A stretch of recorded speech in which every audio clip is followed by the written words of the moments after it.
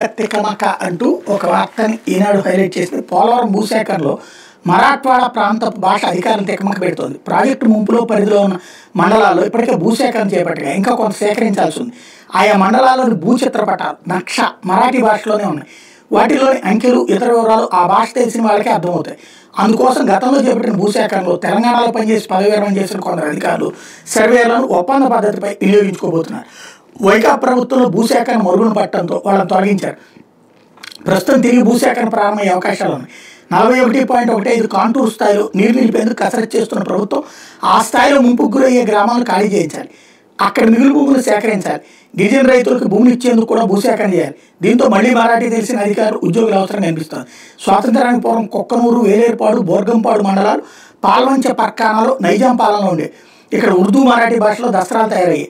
Revenue inspector ఆర్ఐన్ గిర్దావర్ deputy తహసీల్దార్ డిటిని నాయబ్ తహసీల్దార్గా సంబోధించాడు. ఈ రికార్డులో మెట్ట భూమిని కుష్కీగా, మాగాణిని తరిగా నమోదు చేసేవాడు. రెవెన్యూ గ్రామాన్ని మౌజే అనేవాడు.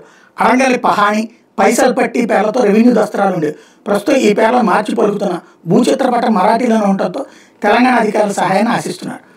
ఇది మంచి వార్త. అయితే ఇందులో ఏంటి ఈ హెడ్డింగ్ ఎందుకు వచ్చింది? పోలవరం నిజం చెప్పేశారు అంటే ఈ వార్తలో వీళ్ళు నిజం చెప్పారు. మొన్న ఏం చెప్పారు? 45.5 దాకా కడతాం, సమస్య లేదు, ఎక్కడా తగ్గట్లేదని పదే నిమ్మల రామానాయుడు గారు చెప్తున్నారు, చంద్రబాబు గారు చెప్తున్నారు పోలవరం.